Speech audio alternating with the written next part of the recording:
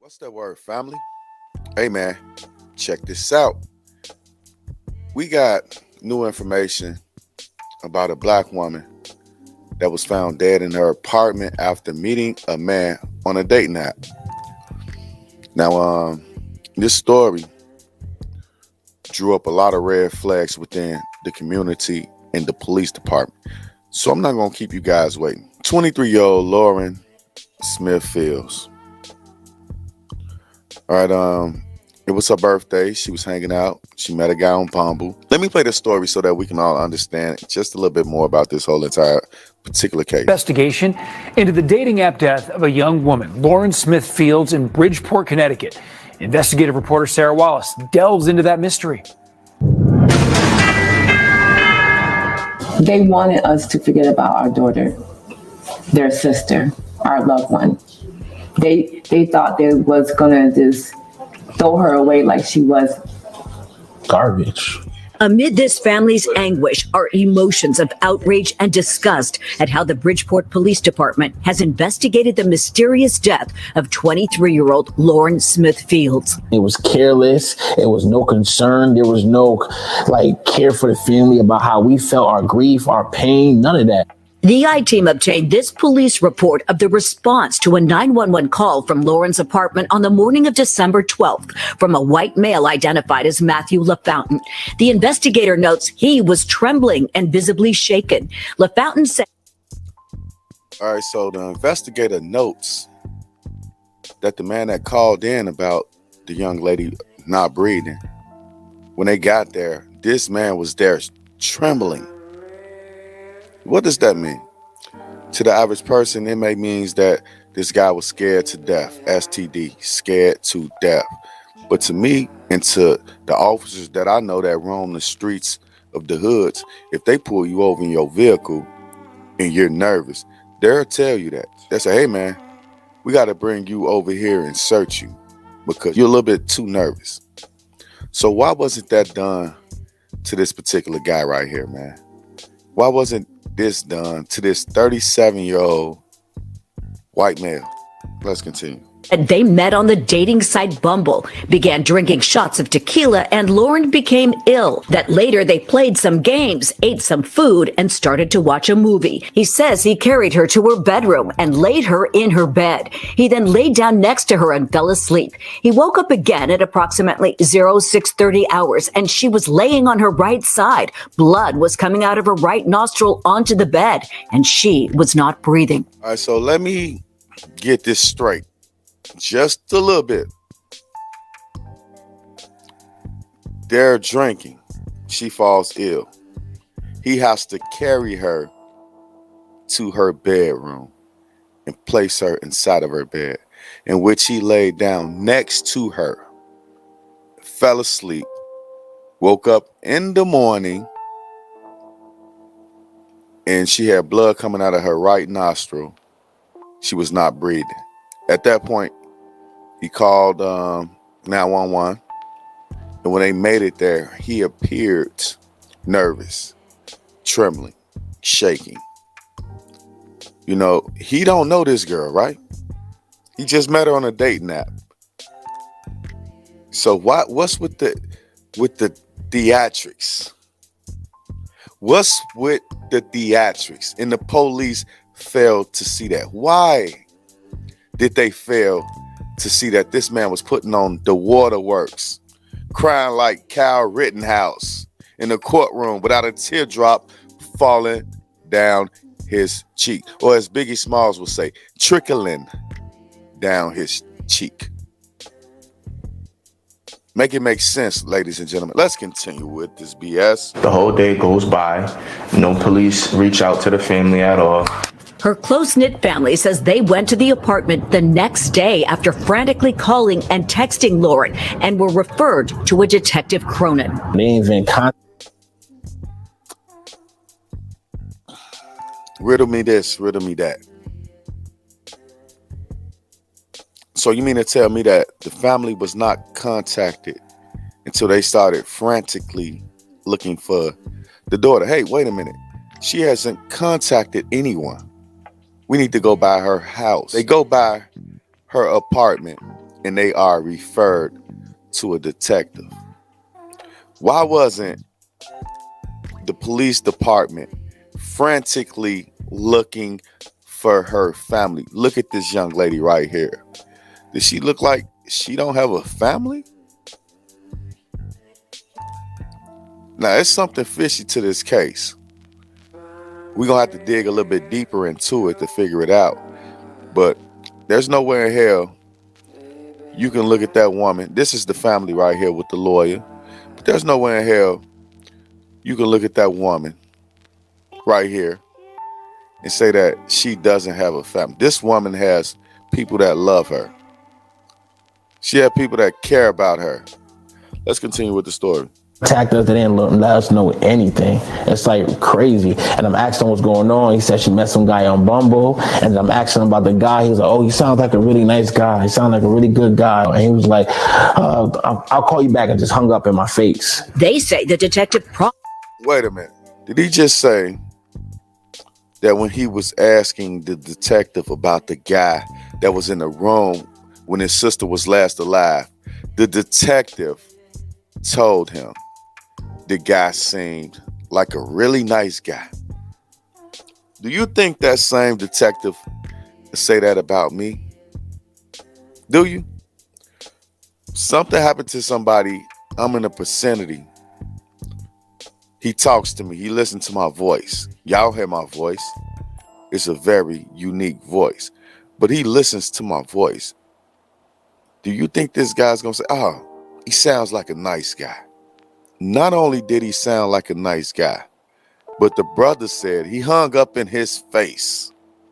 Hung up in his face to add insult to injury. See, that's the reason why the family is suing. Right there. The family says the relationship with police devolved from there. No contact from December 13th until December 29th. They returned to the apartment to clear out Lauren's belongings and claim a new detective came by to say he'd taken over the case from Detective Cronin. The detective said he effed up, he messed up, he effed Cronin, he messed up, he didn't know what he was doing, he messed up the case. The family says they provided evidence they'd collected to crime scene investigators who arrived for the first time that day. So the family collected evidence, man. The first detective, Cronin,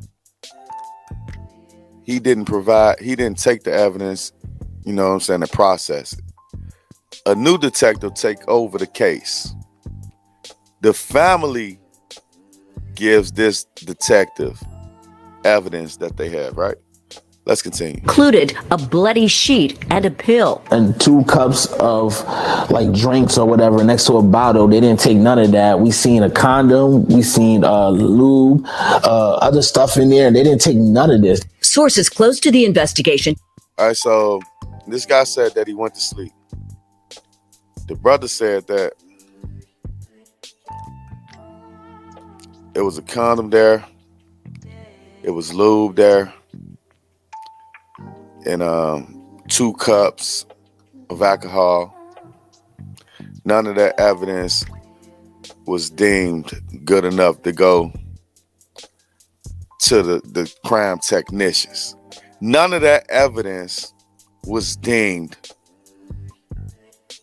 worthy enough of being included, being tested, figuring out what was in it. Let's continue. Tell the I-Team the Matthew LaFountain pictured in this social media photo, now removed, was the man at Lauren's apartment. A neighbor at his listed address in Milford confirmed LaFountain's identity, but we were unable to reach the 37-year-old who has not been accused of any wrongdoing. LaFountain's 37-year-old who hasn't even been accused of any wrongdoing. How about this? How about he's with a 23-year-old woman in her apartment? She comes up dead. Some type of wrongdoing had to occur for that to even happen.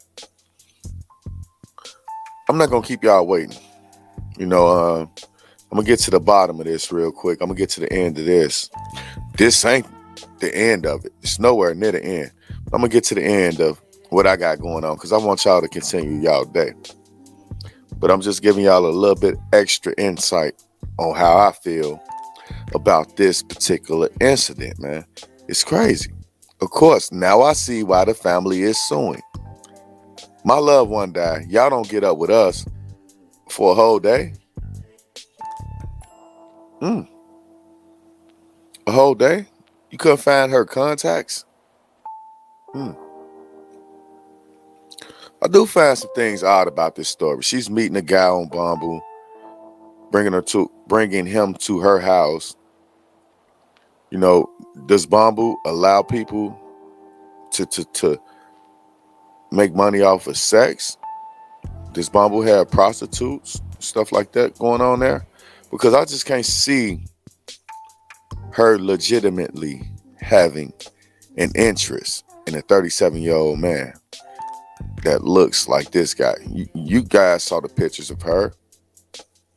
She don't look like she's that type of girl that'll go for a guy like that unless he was promising her things, promised her something. The family ain't said, but no, everybody needs to be transparent so that everybody can know what's going on.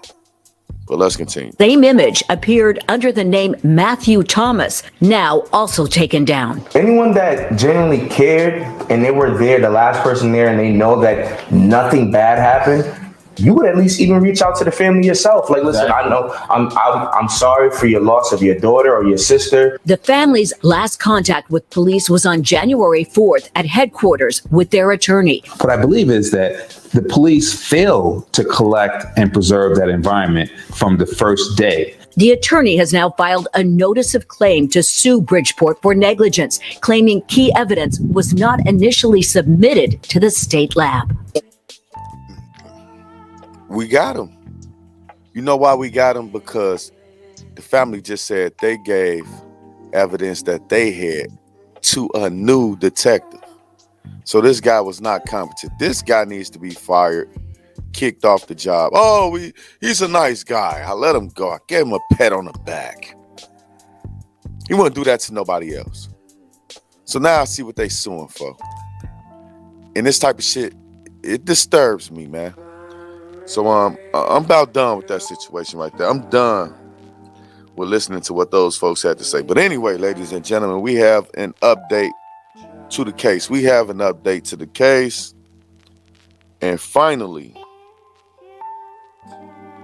the toxicology report has came back from the coroner's office. We now know the cause of death.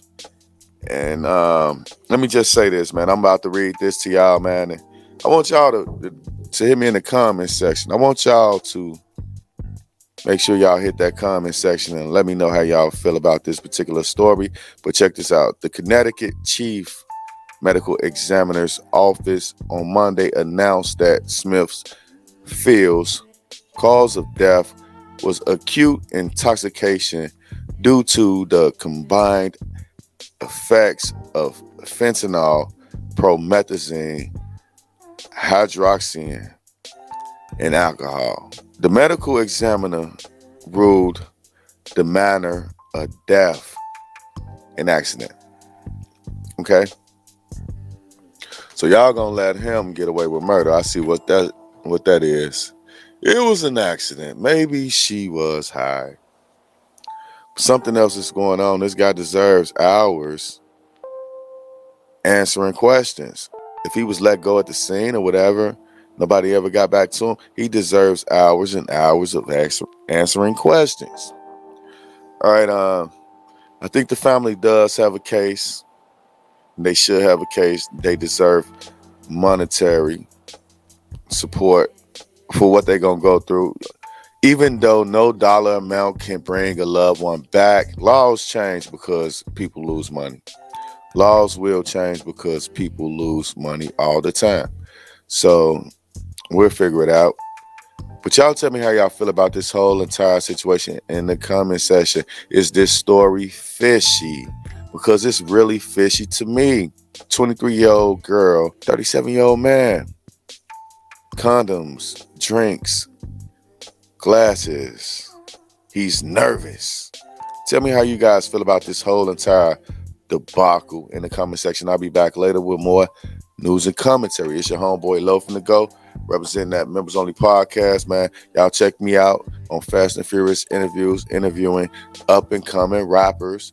You can also check me out on the Members Only podcast, where we got the panel and we talk about current events just like this particular story with different attitudes. Ladies and gentlemen, thank you guys and peace.